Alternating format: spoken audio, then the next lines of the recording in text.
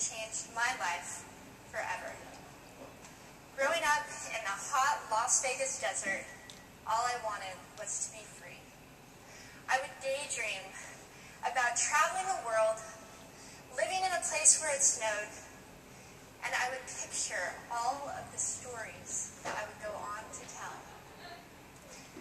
At the age of 19, the day after I graduated high school, I moved to a place where it snowed, and I became a massage therapist. With this job, all I needed were my hands and my massage table by my side, and I could go anywhere.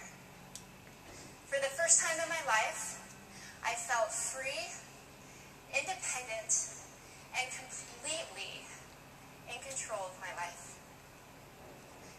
That is, until my life took a detour. I went home from work early one day with what I thought was the flu, and less than 24 hours later, I was in the hospital on life support with less than a 2% chance of living. It wasn't until days later, as I lay in a coma, that the doctors diagnosed me with bacterial meningitis, a vaccine-preventable blood infection. Over the course of 2.5 months, I lost my spleen, my kidneys, the hearing in my left ear, and both of my legs below the knee. When my parents wheeled me out of the hospital, I felt like I had been pieced back together like a patchwork doll. I thought the worst was over until weeks later when I saw my new legs for the first time. The calves were bulky blocks of metal with pipes bolted together for the ankles, and a yellow rubber foot with the raised rubber line from the toe to the ankle to look like a vein. I didn't know what to expect, but I wasn't expecting that.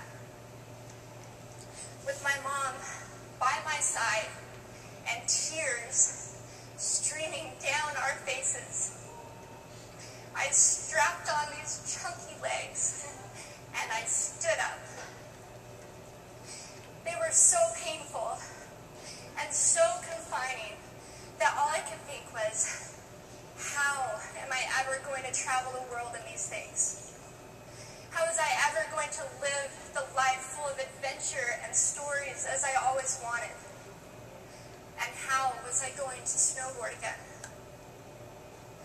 That day, I went home, I crawled into bed, and this is what my life looked like for the next few months. Me passed out, escaping from reality, with my legs resting by my side.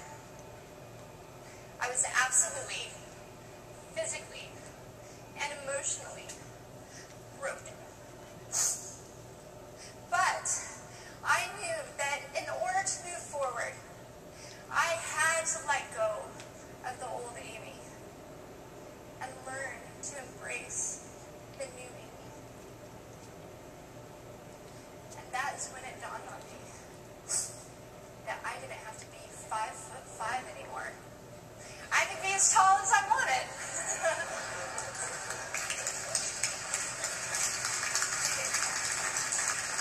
Or as short as I wanted, depending on who I was dating. And if I snowboarded again, my feet aren't going to get cold. And best of all, I thought, I can make my feet the size of all the shoes that are on the sales rack. And I did. So there were benefits here. It was this moment that I asked myself that life-defining question. If my life were a book, and I were the author, how would I want this story to go? And I began to daydream. I daydreamed like I did as a little girl. And I imagined myself walking gracefully, helping other people through my journey, and snowboarding again. And I didn't just see myself carving down a mountain of powder. I could actually feel it. I could feel the wind against my face and the beat of my racing heart as if it were happening in that very moment.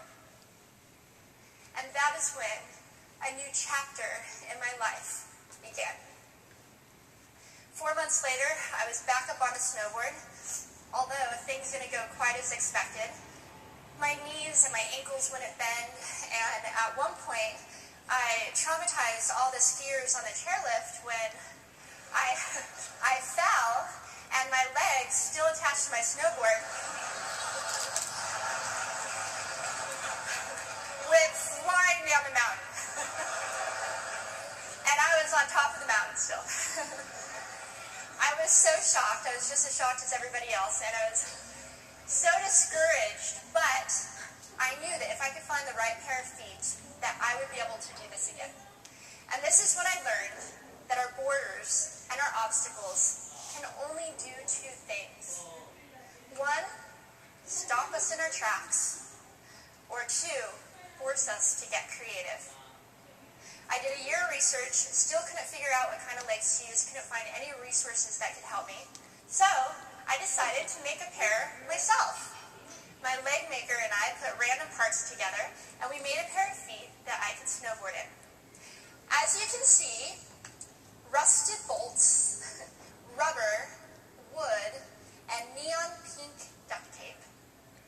And yes, I can change my toenail polish.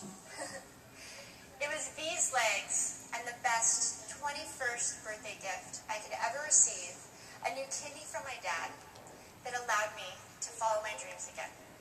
I started snowboarding, then I went back to work, then I went back to school, then in 2005 I co-founded a nonprofit organization for youth and young adults with physical disabilities so they could get involved with action sports. From there, I had the opportunity to go to South Africa, where I helped to put shoes on thousands of children's feet so they could attend school. And just this past February, I won 2 back-to-back World Cup gold medals.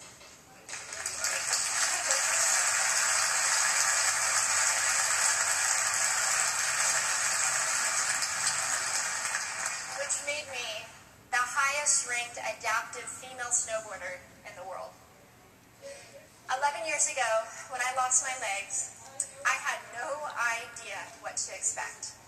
But if you ask me today if I would ever want to change my situation, I would have to say no. Because my legs haven't disabled me. If anything, they've enabled me. They forced me to rely on my imagination and to believe in the possibilities. And that's why I believe that our imaginations can be used as tools for breaking through borders. Because in our minds, we can do anything, and we can be anything. It's believing in those dreams and facing our fears head on that allows us to live our lives beyond our limits. And although today is about innovation without borders, I have to say that in my life, innovation has only been possible because of my borders. I've learned that borders are where the actual ends, but also where the imagination and the story begins. So the thought that I would like to challenge you with today is that maybe instead of looking at our challenges and our limitations as something negative or bad, we can begin to look at them as blessings. Magnificent gifts that can be used to ignite our imaginations and help us go further than we ever knew we could go. It's not about breaking down borders. It's about pushing off of them and seeing what amazing places they might bring us. Thank you.